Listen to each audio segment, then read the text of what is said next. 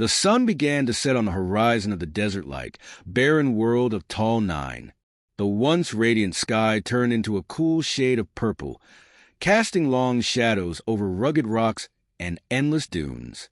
It was a forgotten planet, desolate, where only the desperate or the exiled dared to tread. Amidst this wasteland, a loud explosion shattered the silence, sending a column of smoke and fire into the sky. An elegant yet battered small spaceship spiraled down from the heavens, crashing onto the hard, cracked ground with an ever-deepening roar. The impact left a deep gash in the earth, with the wreckage lying broken and smoking. Inside the cockpit, a lone alien figure stirred, injured, her body covered with cuts and bruises. Her breathing was labored. Her name was Saren, an explorer from the Ares species, known for their advanced technology and mastery of the stars. Saren groaned as she fumbled with the harness, holding her in place. Pain shot through her side, making her gasp as she realized her ribs were likely broken. Around her, the ship's systems flickered and sparked. The once bright control panels were now reduced to shattered screens and exposed wires. The cabin was filled with sparks and smoke as Saren tried to reach for the emergency beacon. Her vision blurred, and she slumped back into her seat, fighting to stay conscious. Outside the planet, silence returned, broken only by the soft hiss of the ship's metal cooling. But then, there was movement.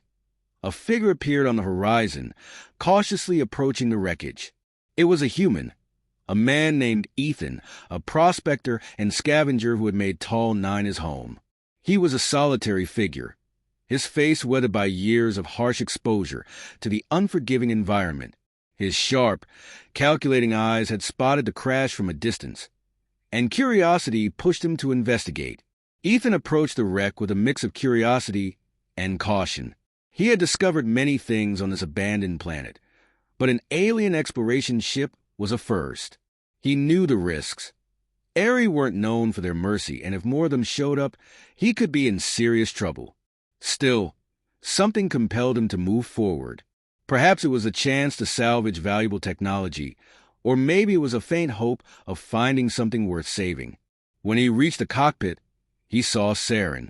Her blue skin was paler than it should have been, her breathing shallow and uneven.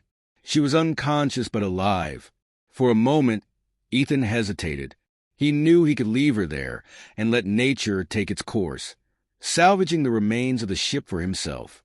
But something deep inside him, a long-buried sense of compassion, forced him to act. He climbed carefully into the wreckage, mindful of the unstable frame, and gently checked her pulse. It was weak, but there was a chance she could survive if he acted quickly.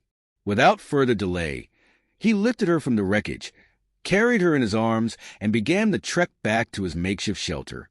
Ethan's shelter was a humble collection of scrap metal and debris pieced together over years of scavenging. It wasn't much, but it was home. He set Saren down on a cot, his mind racing with the implications of what he had done. He had brought an alien of all beings into his sanctuary. He wasn't sure if it was bravery or stupidity guiding his actions, but it was too late to turn back now. As Ethan rummaged for a basic medical kit, he thought little about physiology, but hoped the basics would apply. He cleaned and bandaged her wounds as best as he could, his hands steady despite the adrenaline coursing through his veins. He noticed a small circular device embedded in her uniform, blinking faintly, a translator perhaps. He carefully removed it and set it aside, focusing on her immediate needs.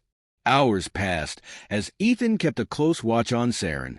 As night deepened, he allowed himself a moment of rest but remained alert, knowing she could wake up and attack, or worse, summon reinforcements. But she didn't stir. Instead, her breathing grew steadier, and her color began to return. At dawn, Saren's eyes opened. Confusion crossed her face for a moment, followed by a sharp intake of breath as she realized her situation. She tried to sit up, but the pain in her side stopped her. Ethan raised his hands, trying to appear non-threatening. "Take it easy," he said calmly. "You're hurt. I patched you up as best as I could, but you should take it slow Saren's eyes narrowed as her hand instinctively reached for her weapon, only to find it missing. She glanced around and saw it lying on a nearby table, out of reach. Her gaze returned to Ethan, filled with suspicion. "Why did you help me?" she asked, her voice tense but firm. The translator device now attached to Ethan's wrist crackled slightly, but managed to convey her words. Ethan shrugged. "I didn't think you'd last out there on your own," he said. "Besides," he added with a wry smile, "I was curious." Saren studied him for a moment, trying to assess his intentions. Humans were unpredictable, and this one seemed no different. But he had saved her when he could have left her to die. For now, she decided to play along. "Thank you," she said slowly, the foreign words unfamiliar on her tongue. "But I don't trust you, human." Ethan chuckled. "That's fine. I don't trust you either. But it seems we're stuck with each other for now." Thus, a fragile alliance was formed, born of necessity and a mutual desire to survive. The days ahead would test their limits, beliefs, and very definitions of what it meant to live in a universe so determined to tear them apart. The days passed slowly in Ethan's makeshift refuge. The initial tension between the human and alien gave way to an uneasy truce born of necessity rather than trust. Ethan kept a watchful eye on Saren as she recovered, noting her sharp gaze and quick movements even while injured. There was no doubt in his mind that she was a trained and hardened warrior. Meanwhile, Saren observed Ethan with equal curiosity. She had heard stories of humans, primitive, resourceful, and relentless survivors. But this one seemed different. He was cautious but not hostile, resourceful but not aggressive. He spoke to her in simple terms, explaining his actions and asking about her condition, showing a level of patience and empathy that was both confusing and intriguing to her. Their conversations were initially brief, limited to essentials like food, water, or changing bandages. But slowly, curiosity began to break down the walls they had built around themselves.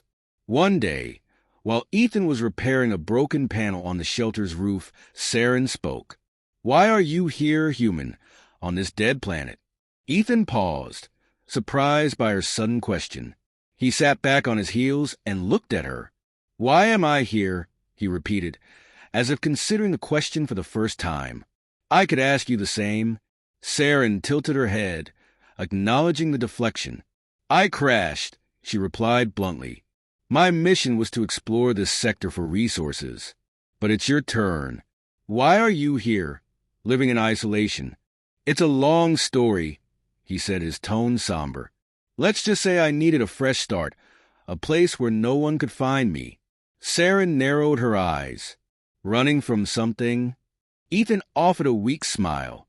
"Running from someone," he corrected. "Or maybe just running from myself." Saren considered his words. "Humans always running," she murmured. "But from what? What do you fear?" Ethan sighed. "I suppose it doesn't matter. Fear doesn't change the fact that we have to face it eventually." Saren nodded slowly, her thoughts turning inward. She, too, had been running, escaping the failures of her past. Her last mission had ended in disgrace, and she had been sent to Tall 9 for a reason. But what was that reason? To atone, or to be forgotten? The days turned into weeks, and Saren's strength slowly returned. Her wounds healed, and she began exploring the surrounding area, always keeping a cautious distance. She had learned much about Ethan during this time. His knowledge of the land, his survival skills, and his peculiar sense of humor, which seemed to lighten even the darkest moments. Ethan, too, had learned more about Saren. She wasn't just a soldier, but a thinker and a strategist.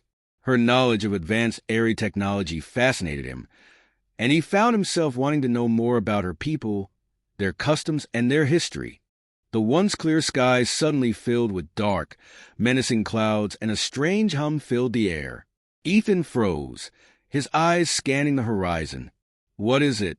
Saren asked, sensing his sudden tension. Ethan's face turned grim. "Trouble," he muttered, pointing toward a faint glimmer in the distance. A ship, a cruiser unmistakably airy, was descending. Saren's heart sank. "They're looking for me," she whispered, panic creeping into her voice. Ethan nodded. "It seems your friends haven't forgotten you after all." "They're not my friends," Saren snapped. "If they find me, they'll finish what they started, and they won't take kindly to the idea of a human protecting me." Ethan quickly assessed their options. "We have to hide. If they see us out in the open, we're done for." They ran back to the shelter, moving as fast as Saren's recovering body allowed. The cruiser's engines roared louder, drawing closer with each passing second. Back at the refuge, Ethan quickly covered the entrance with a camouflage net. He grabbed a pair of binoculars and peered through a small crack in the wall, watching as the cruiser hovered low over the crash site. Saren's breathing was heavy, her face pale. "If they find the wreckage, they'll know I'm alive," she said, her voice barely a whisper. Ethan nodded. "We have to make sure they don't search the area. Stay low and quiet." The cruiser remained stationary for what felt like an eternity, its searchlights sweeping the ground and pausing over the scattered debris. Saren gripped Ethan's arm, her knuckles white. She knew the protocols. If they found the wreckage, they'd send a ground team to investigate, and if they found her, there would be no mercy. Just as it seemed the cruiser would land, its engines roared again, and it began to ascend. Ethan exhaled a breath he hadn't realized he was holding. "They're leaving," he said, relief washing over him. "For now." Saren relaxed slightly, though her eyes remained fixed on the sky. "They'll come back," she warned. "They always come back." Ethan nodded. "Then we'd better be ready for them next time." The following days were a blur of activity. Ethan and Saren worked tirelessly to prepare for the cruiser's return. Ethan fortified the shelter, reinforcing the walls with any scrap metal and debris he could find. He set up a perimeter of alarms and rudimentary traps, using salvaged electronics and wires. Meanwhile, Saren focused on studying the wreckage of her starfighter. While the ship itself was beyond repair, there were components that could still be useful: small power cells, circuits, and even a few functioning weapons. During one of her scavenging trips, Saren discovered a small hollow device embedded in the wreckage. Her eyes widened as she wiped the dust from its surface. "This could be it," she murmured, her voice filled with hope. "What did you find?" Ethan asked. Saren activated the device, and a holographic image sprang to life, a map of the surrounding sector. "It's a data chip," she explained. "It contains the coordinates of a supply depot and patrol routes. If we can fully access it, it could give us a tactical advantage." Ethan's eyes lit up with excitement. "That's our key to survival," he said. "But can you decode it?" Saren nodded. "Yes, but it will take time. The encryption is complex, and I'll need access to a secure terminal. Something more advanced than what you have here." Ethan thought for a moment. "There's an old communications relay a few miles west of here. It's mostly intact. We could use it." Saren agreed, and the two set out at dawn, navigating the barren landscape toward the relay. Once a hub of commerce and communication, it now lay in ruins. Its antenna twisted and broken, its walls covered in rust and decay. Still, it was their best hope. Inside, they found a dusty console, its screen cracked but functional. Saren quickly went to work, connecting the hollow device to the terminal. Ethan kept watch, his eyes scanning for any signs of danger. The station was eerily silent, the only sounds the occasional creak of metal and the hum of the console. Minutes stretched into hours as Saren worked, her fingers flying across the controls. She muttered quietly in her native tongue, cursing the outdated technology and the numerous security protocols she had to bypass. Ethan could only watch and wait, the weight of their precarious situation pressing down on him. Suddenly, the console beeped, and Saren's face lit up with triumph. "I've got it," she whispered, a rare smile breaking through her serious demeanor. "I've accessed the data." Ethan leaned in to look at the screen. "What do we have?" Saren scanned the information quickly. Supply routes, outposts, communication relays, and a timeline for the next patrol. They're planning another sweep of this area in 3 days. Ethan's jaw tightened. That doesn't give us much time. We need to prepare, Saren said, her expression grim. We can't stay here. We'll have to move before they return. But where? Ethan asked. This planet is mostly barren. There aren't many places to hide. There's a cave system to the north, Saren said after a moment of thought. It's deep and has multiple exits. It could provide some cover. Ethan hesitated. That's rough territory. The terrain is unstable.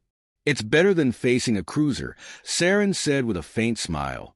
Fair point, Ethan replied with a chuckle. As they made their way back to the shelter, the tension between them began to ease. The shared danger had forged a bond between them, one built on mutual respect and a common goal, survival. That night, as they rested by a small fire, Ethan asked, "Why did they leave you behind?" Saren stared into the flames, her expression unreadable. "I failed," she said quietly. "I was leading a mission to secure resources in a contested zone. We were ambushed. Most of my team was killed, and I was left behind, considered expendable." Ethan frowned. "That doesn't sound right. Why would they abandon their own like that?" "The Aerie are pragmatic," Saren said, her voice hard. "We don't waste time or resources on the weak or the defeated. I was deemed a liability." "That sounds like a cold way to live," Ethan said, shaking his head. "It's all I've ever known," Saren replied with a shrug. "Well, to me, you're not expendable," Ethan said softly. "We're in this together." Saren looked at him, surprised by the sincerity in his voice. She didn't respond, but a faint smile touched her lips. For the first time, she felt a strange sense of belonging. It was unfamiliar, unsettling, but not entirely unwelcome. The next morning, they packed their belongings and began the journey north to the cave system. The trek was arduous, the terrain rocky and unforgiving, but neither of them complained. They moved with a shared purpose, driven by a sense of urgency. As they neared the cave, they heard a distant rumble. Ethan froze, his heart sinking. "They're coming," he muttered. Saren nodded. "We need to hurry." They rushed into the cave, delving deeper into the labyrinth of tunnels. The air was cold and damp, and the walls were lined with strange, glowing fungi that provided a faint, eerie light. They moved quickly, choosing a narrow passage that wound deeper into the earth. Eventually, they reached a small chamber with a narrow entrance, a perfect spot to hide. Ethan set down his pack and began setting up a small sensor device to monitor any movement outside. "Do you think they'll find us?" Saren asked, catching her breath. Ethan shook his head. "Not if we're lucky, but we should be ready for a fight." Saren smiled faintly, a glint of determination in her eyes. "I've been ready since the day they left me behind." Ethan grinned. "Good, because I have a feeling things are about to get a lot more interesting." The cave fell silent once more, the only sound the distant drip of water. They waited, their senses on high alert, knowing the storm was drawing near. The silence in the cave was unnerving, broken only by the faint hum of Ethan's sensor device. They sat in quiet anticipation, the weight of what lay ahead pressing down on them. "How are you holding up?" Ethan asked quietly. Saren opened her eyes and met his gaze. "I've faced worse," she said firmly, "but this is different. I've never had someone to rely on before." Ethan nodded. "It feels strange, doesn't it? Trusting someone else with your life." Saren chuckled softly. "It does, but it's not so bad." Before Ethan could respond, the sensor emitted a soft beep, a warning signal. Ethan's smile vanished as he quickly moved to check the device. "They're here," he whispered. Saren stood, her body tense. "How many?" Ethan adjusted the controls. "It's hard to say. Could be a scouting team. They're keeping their distance, staying out of range. They know we're here but aren't sure what to expect," Saren said, frowning. Ethan nodded. "Then we use that to our advantage." The soldiers advanced cautiously into the cave, their weapons drawn, scanning the darkness for any sign of heat signatures. Ethan steadied his breathing, his finger hovering over the trigger of his improvised EMP grenade. He waited until the soldiers were within range, and then hurled the grenade. It bounced once and detonated with a sharp crack, sending out a pulse of electromagnetic energy. The soldiers' equipment flickered and short-circuited, plunging them into chaos. In the confusion, Ethan and Saren sprang into action. Ethan fired first, his rifle spitting a burst of energy that struck one soldier, sending him to the ground. Saren moved with lightning speed, closing the distance to the second soldier and incapacitating him with a swift, precise strike. The third soldier recovered his bearings and raised his weapon, but Saren was faster.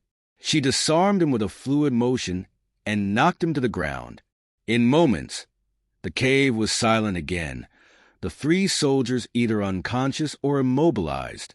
Ethan, breathing heavily, looked at Saren and grinned. "Nice work." Saren returned the smile, a fierce light in her eyes. "We make a good team." Before they could catch their breath, the sensor beeped again, more urgently this time. Ethan's expression turned grim. That was just the first wave. The main force is coming. They retreated deeper into the cave, moving quickly through the twisting tunnels. Ethan's mind raced. "We need a plan," he murmured. "Something they won't expect." Saren nodded. "We know this terrain better than they do. We can use that to our advantage. Lead them into the deeper tunnels where their numbers won't matter as much in the confined space." Ethan agreed, "And we set traps along the way to slow them down. Take them out one by one." They quickly got to work, using their limited resources to set up improvised traps, tripwires, false rockfalls, anything that could buy them time. The tunnels were dark and winding, offering plenty of opportunities for ambushes and surprises. The sound of more soldiers approaching grew louder, the unmistakable hum of a larger group. Ethan and Saren exchanged a glance and took their positions, ready to face the next wave.